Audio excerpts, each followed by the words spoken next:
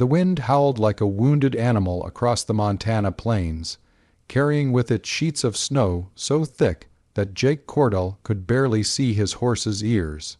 He'd been riding for 3 hours since leaving the Henderson ranch, and the storm that the old-timers had warned about had caught him halfway home.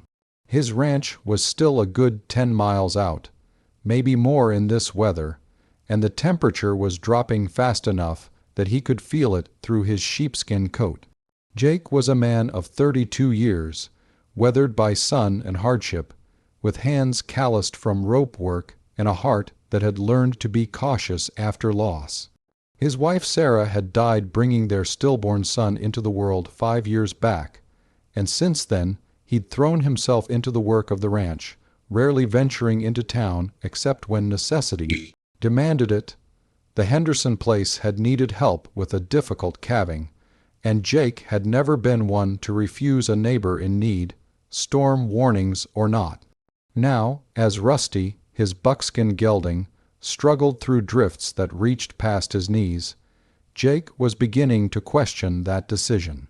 The cold was the kind that found its way through every layer, settling into bones and making a man think dangerous thoughts about just stopping, just resting for a moment. He knew better. He'd seen frozen bodies before, peaceful, looking folks who'd decided to take just a short break from their journey. He was considering finding a windbreak, maybe a stand of trees or a rocky outcrop where he could hunker down and wait out the worst of it, when he heard something that made him pull Rusty to a halt.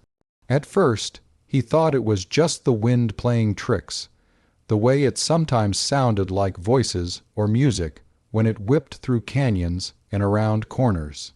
But then he heard it again, clearer this time, cutting through the storm's roar, a child crying. Jake's heart kicked hard against his ribs. Out here, in this storm, it wasn't possible. There were no homesteads for miles in this direction, nothing but open range and the occasional lined shack. He strained his ears, trying to pinpoint the direction, but the wind scattered sound like seeds. "Hello," he called out, his voice immediately swallowed by the blizzard. "Anyone there?" The crying came again, thin and desperate, definitely a child and definitely real. Jake urged Rusty forward, angling toward where he thought the sound originated. The horse balked at first, wanting to turn his rump to the wind, but Jake pressed him on. If there was a child out here, every second counted. The snow was coming down so hard now that Jake could barely make out the ground in front of them. He called out again and again, following the sound of crying that seemed to dance around him, first to his left, then ahead, then somewhere off to his right. His face was numb, his beard crusted with ice, but he kept calling, kept listening. Then Rusty nearly stumbled over it, a dark shape in the snow, small and huddled. Jake was off his horse before he'd fully processed what he was seeing. It was a child, a little girl by the looks of her, maybe 4 or 5 years old, wearing nothing but a thin dress and a threadbare coat, no hat, no gloves. She was curled in a ball, shaking so violently that her sobs came out in stutters. "Don't cry, little one," Jake said softly, dropping to his knees beside her despite the snow soaking through his pants. "I'm here now." The child's eyes opened, dark and glazed with cold. Her lips were blue, her fingers white. She tried to speak, but couldn't seem to form words through her shivering. Jake didn't waste time with questions. He shed his heavy coat and wrapped it around her, then scooped her up against his chest. She was light as a bird and just as fragile. Feeling, "I've got you," he murmured, carrying her to Rusty. "You're going to be okay. I promise you're going to be okay." Getting back in the saddle with the child was awkward, but Jake managed it, settling her in front of him and wrapping his arms around her to hold her tight against his body heat. She was still crying, but softer now, more whimpers than sobs. He could feel how cold she was even through his layers. The smart thing, the safe thing, would have been to head back to the Henderson place. It was closer, maybe an hour's ride. But Jake knew these plains, and he knew there was an old line shack just 20 minutes northeast, if he could find it in this storm. 20 minutes versus an hour with a child, this close to freezing, could mean the difference between life and death.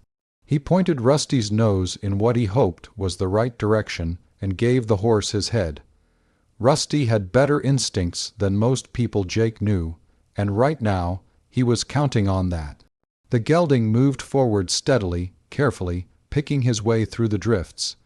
Jake held the little girl close, rubbing her arms, breathing warm air onto her hair. "What's your name, sweetheart?" he asked, more to keep her conscious than anything. "Can you tell me your name?" "Lucy," came a small voice, muffled against his chest. "Lucy, that's a real pretty name. I'm Jake. Can you tell me what happened, Lucy? How'd you get out here?" For a long moment there was no answer, and Jake thought maybe she'd lost consciousness. Then, so quietly he almost missed it, Mama and Papa, the wagon. Jake's gut tightened. A wagon accident then. In this storm, it could have gone off the road, gotten stuck, any number of things. Where are they, Lucy? Where's your Mama and Papa? But the little girl had gone quiet, and no amount of gentle questioning could get her to respond. Jake felt a spike of fear. He pressed his cheek against her forehead. She was cold, dangerously cold, but at least she was still breathing. The world had narrowed to nothing but white and wind and the rhythm of Rusty's gait. Jake had lost all sense of direction, all sense of time. His face burned with cold, and his hands were going numb even inside his gloves. He began to think he'd made a terrible mistake, that they were lost, that he'd doomed them both by not turning back to the Hendersons. Then Rusty stopped, and through the curtain of snow, Jake made out a dark rectangular shape, the line shack. Relief flooded through him so powerfully he felt dizzy. He dismounted clumsily, still holding Lucy, and kicked open the door of the shack. It was small, maybe 12 feet by 12 feet, with a pot-bellied stove, a rough bunk, and a few shelves. Most importantly, there was a stack of firewood against one wall, and, Jake discovered with gratitude, matches in a tin on the shelf. He laid Lucy on the bunk, which had a couple of old blankets that smelled of mouse, but were better than nothing. Her eyes were closed now, and she wasn't shivering anymore, which scared him more than the crying had. When the body stopped shivering, it meant the cold had won. Jake had never moved so fast in his life. He had the stove open and was stuffing it with kindling within seconds. The matches were damp, and the first two broke, but the third caught. He coaxed the kindling to flame, added larger pieces of wood, and soon had a fire roaring in the stove. The shack began to warm almost immediately, but Lucy wasn't improving. Jake pulled off her wet dress and his own wet outer layers, then wrapped her in the blankets and held her against his bare chest, skin to skin, sharing his body heat the way he'd once done with a calf born in a late spring snow. He rubbed her arms, her legs, her tiny feet that felt like ice. "Come on, Lucy," he said urgently. "Come on, little one, stay with me." He didn't know how long he sat there, holding her, willing warmth back into her small body. Could have been minutes, could have been an hour. But finally, blessedly, she drew in a deeper breath and began to shiver again. The shivering grew stronger, her body fighting its way back from the edge. "That's it," Jake encouraged. "That's my girl, you fight." Her eyes fluttered open, unfocused at first, then finding his face, cold, she whispered, "I know, honey, I know, but you're going to warm up now. We've got a fire going, and pretty soon you'll be warm as toast." He kept her wrapped against him until her shivering eased, and her skin began to feel warm to his touch. Only then did he allow himself to check on Rusty, who he'd left standing outside. The horse was caked with snow, but seemed sound. Jake led him around to the lee side of the shack, where a lean-to offered some protection, and rubbed him down as best he could with a piece of old sacking he found. Back inside, Lucy was sitting up, the blankets pulled around her. She looked like a little owl peering out of a nest, her dark eyes wide and solemn. Jake put more wood on the fire and dug through his saddlebags for the biscuits and jerky he'd packed that morning. The biscuits were a bit crushed, but they were food. "You hungry?" he asked, offering her a biscuit. Lucy nodded and took it with small hands, eating it in tiny, careful bites like a chipmunk. Jake ate some jerky and watched her, trying to figure out what to do next. The storm showed no signs of letting up, and night would be falling in a few hours. He had no idea where her parents were, whether they were hurt, whether they were even alive. The thought of them out there somewhere, searching for their daughter, made his chest ache. "Lucy," he said gently, crouching down to her eye level. "Can you tell me about the wagon, about what happened?" She looked at him with those grave eyes. "We were going to town, for Christmas things. Papa said the storm wasn't bad yet, but then it got bad. The horses got scared. Wagon went into a ditch." Her voice was stronger now, though she spoke slowly, as if the words were hard to find. "Papa said to stay in the wagon, but Mama was bleeding and Papa couldn't make it stop. I got scared. I ran to find help." Jake's heart broke a little. This brave little girl had gone out into the storm to save her mother. "Which way did you run, Lucy? Do you remember?" She pointed vaguely. "That way, I think. I ran and ran, but I couldn't find anyone, and I got so cold and tired." Jake looked out the small window at the white nothingness beyond. Even if he could determine which direction she'd come from, going back out in this storm would be suicide for both of them. But somewhere out there, if her parents had survived the accident, they were in desperate need of help. Keeping a 1C below 7 made sense, thinking. He had to assume the parents had stayed with the wagon, which was the smart thing to do in a storm. If they had any sense, they'd hunker down and wait it out. If the mother was bleeding badly, though, waiting might not be enough. "Lucy, did the wagon go far off the road? Could someone riding by see it?" She shrugged, a small movement of her thin shoulders. "I don't know." Jake made a decision. They would wait out the worst of the storm here, where it was safe and warm. At first light, assuming the storm had passed, he would take Lucy and start searching. He knew these roads and trails better than most. With Lucy to help identify landmarks, they might be able to find her parents. As darkness fell, Jake kept the fire going strong. He shared his meager supplies with Lucy and told her stories to keep her mind off her worry. He told her about Rusty, about the ranch, about a bear he'd once encountered up in the high country. She listened intently, occasionally asking questions in her small, serious voice. "Do you have little girls?" she asked at one point. The question hit Jake harder than he'd expected. "No," he said softly, "I don't have any children. How come?" "Well, I had a wife once, and we were going to have a baby, but they both went to heaven before the baby was born." Lucy considered this. "Do you miss them every day?" She was quiet for a moment, then reached out and patted his hand with her small one. "I'm sorry your family went to heaven."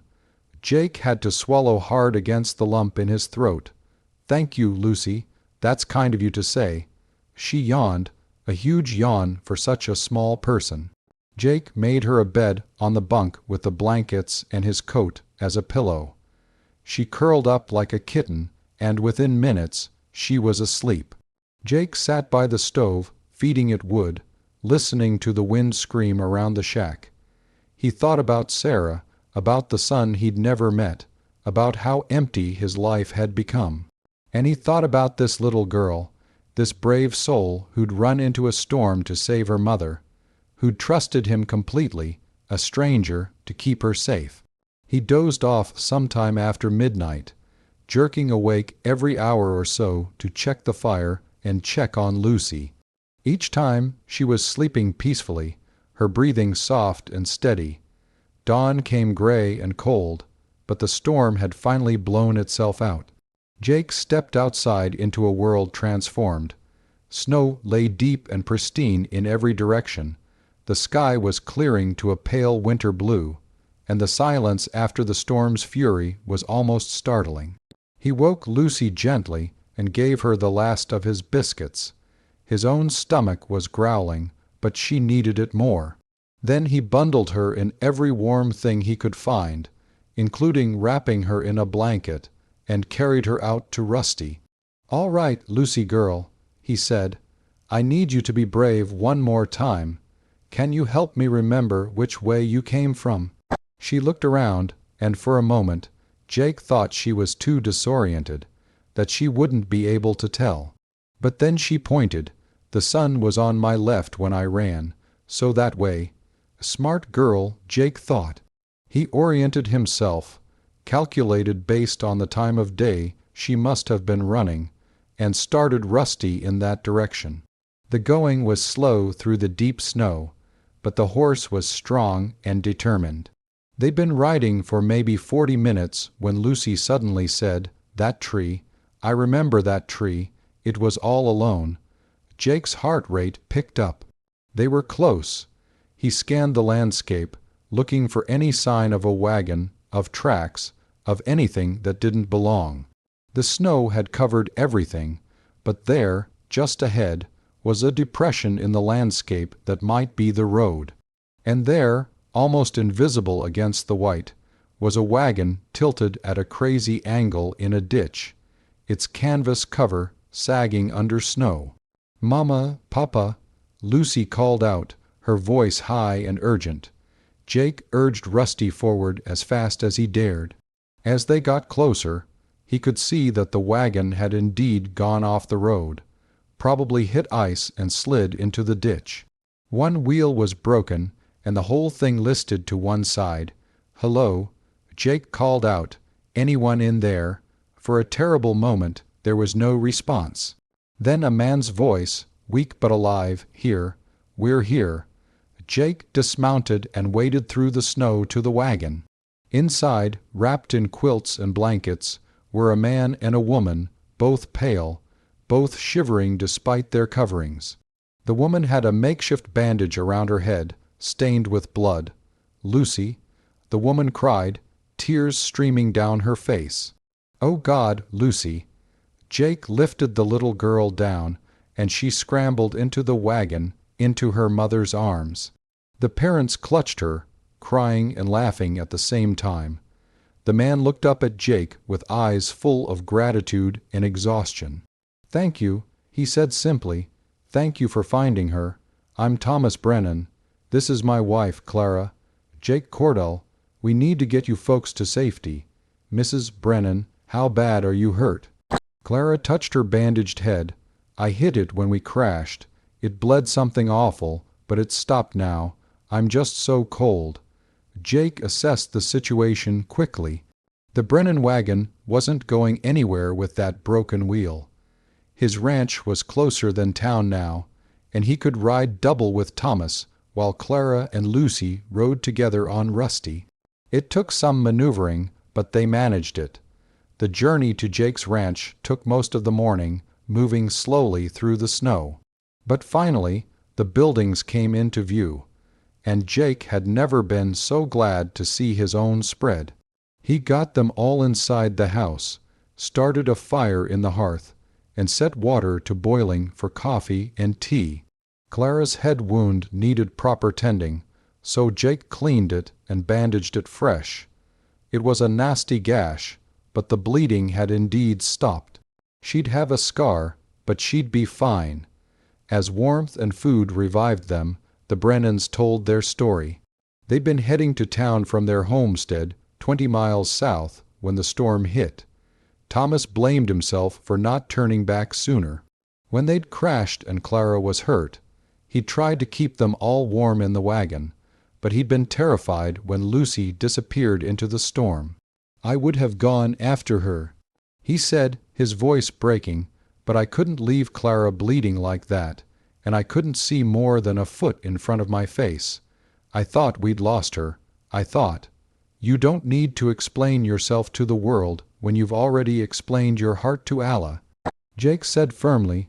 "She's right here, safe and sound. Bravest little girl I ever met." Lucy, full of hot soup and wrapped in warm blankets, was curled up next to her mother on the sofa, already falling asleep. The Brennans stayed at Jake's ranch for 3 days while the roads cleared and Clara recovered her strength. In that time, Jake found himself enjoying the sound of voices in his house, the presence of a family. Lucy followed him around like a shadow when she wasn't with her mother, asking endless questions about the horses, the cattle, how things worked. On the morning they were set to leave, Thomas having borrowed a wagon from Jake to get them home, Clara took Jake's hands in hers. "You gave us back our daughter," she said, tears in her eyes. "There's no way to thank you for that." "No thanks needed," Jake said, meaning it. Lucy hugged his legs fiercely. "Will you come visit us?" she asked, looking up at him. Jake found himself smiling, really smiling, for the first time in years. "I'd like that very much." As he watched them ride away, Jake realized something had shifted inside him. The cold, empty place in his heart that Sarah and his son had left behind was still there, would always be there in some way. But it didn't feel quite so vast anymore. Lucy's small hand in his, her trust, her brave heart, had reminded him that there was still love in the world, still connections to be made, still life to be lived. That spring, Jake rode down to the Brennan homestead and helped Thomas plant his fields. He became a regular visitor, a friend, and in time, family. Lucy grew from a little girl into a young woman, and she never forgot the cowboy who'd found her in the storm, who'd whispered gentle words while the wind howled, who'd promised her everything would be all right. Years later, when Jake was an old man sitting on his porch, Lucy, now grown with children of her own, came to visit. Her youngest daughter, a bright-eyed thing of about 4, climbed into his lap. "Mama says you saved her life once," the little girl said. Jake chuckled. "I suppose I did, but really, she saved mine too." "How?" the child asked, genuinely curious. Jake looked out over the Montana plains, remembering that terrible storm, that small crying voice in the darkness. The moment his heart had opened again after years of being closed. "That," he said, "is a long story, but I'll tell you if you want to hear it." "I want to hear it," the little girl said, snuggling against him. So Jake began, his voice soft but strong. "It was the worst storm I'd ever seen, and I was trying to get home when I heard someone crying." And somewhere in the telling, in the sharing of that story of fear and courage and hope, Jake understood that this was what life was about. Not just surviving the storms, but finding each other in them, holding on when the wind howled, whispering to the frightened parts of ourselves and others, "Don't cry." I'm here now. He was here now. He'd been given a second chance at family, at love, at purpose. And he was grateful every single day that he'd heard that small voice crying in the storm, that he'd found Lucy, and in finding her, had found his way back to life.